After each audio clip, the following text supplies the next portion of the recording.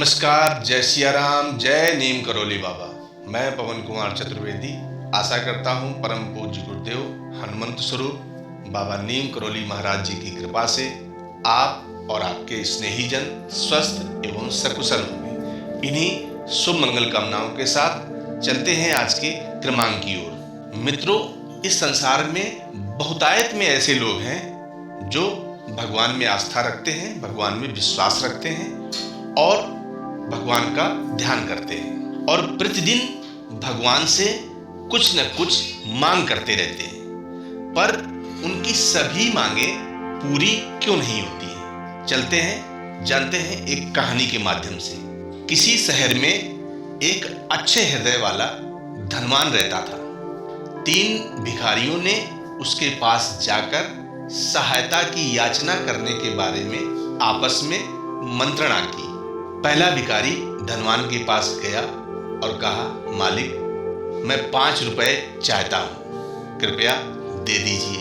धनवान ने बड़े ही आश्चर्य के साथ भिखारी को देखा और तिरस्कार पूर्वक कहा, क्या तुमने मुझसे 5 रुपए मांगे हैं? जैसे मुझे तुम्हारा कुछ चुकाना है। मैं एक भिखारी को 5 रुपए कैसे दे सकता हूं? तुम्हारी हिम्मत कैसे हुई? ये लो 1 रुपया और चलते बनो। भिखारी 1 रुपया लेकर वहां से चला गया।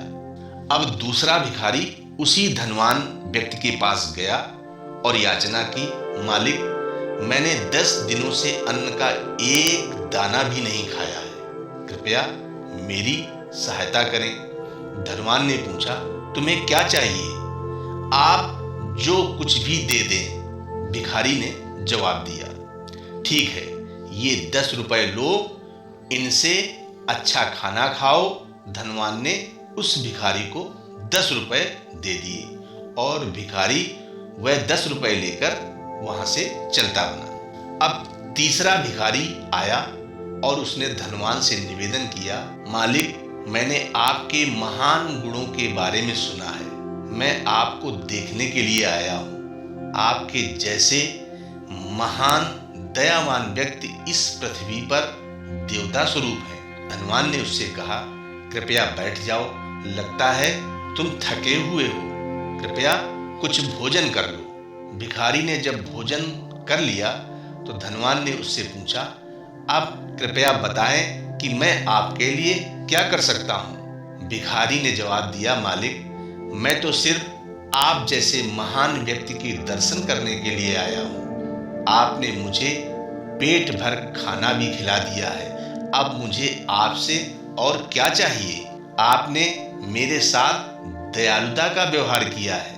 भगवान की कृपा आपके ऊपर सदैव बनी रहे। धनवान ने भिखारी की भावनाओं से प्रभावित होकर उसे अपने साथ रहने के लिए कहा और उसके लिए एक सुंदर सा मकान बनवा दिया ताकि वह भिखारी उसके साथ सदैव रहे। इस कहानी के समान 3 प्रकार के व्यक्ति भगवान के पास 3 प्रकार की प्रार्थना और अपनी चाहत व्यक्त करते हैं। पहले भिखारी ने भगवान से अपनी चाहत व्यक्त की और भगवान ने उसे आंशिक रूप से उसकी कुछ सहायता कर दी। दूसरे भिखारी ने भगवान से भूख से मुक्ति मांगी तो उसे मिल गई।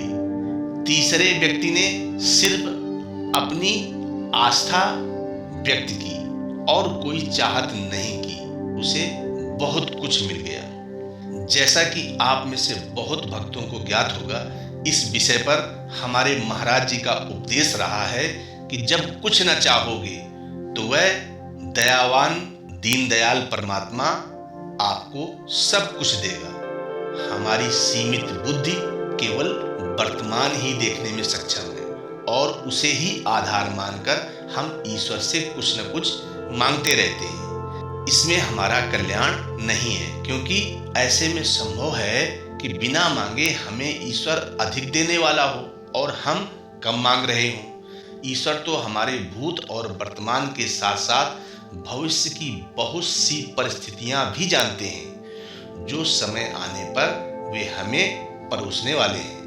इस सब प्रक्रिया का आधार हमारे पूर्व कर्म ही है, जैसा कि हम जानते हैं, सच्ची आस्था, सच्चे भाव वाले भक्त की आवश्यकताएं जो उसके सर्वाधिक हित में भी हैं, महाराज जी के आशीर्वाद से वो शक्तिशाली ईश्वर स्वयं ही पूरा करते हैं। ईश्वर द्वारा परोसी गई परिस्थितियों में हमें बस अपना धर्म निभाना है, अर्थात कर्म करना है, क्योंकि ऐसा करके हम अपना ही भविष्य बना रहे हैं।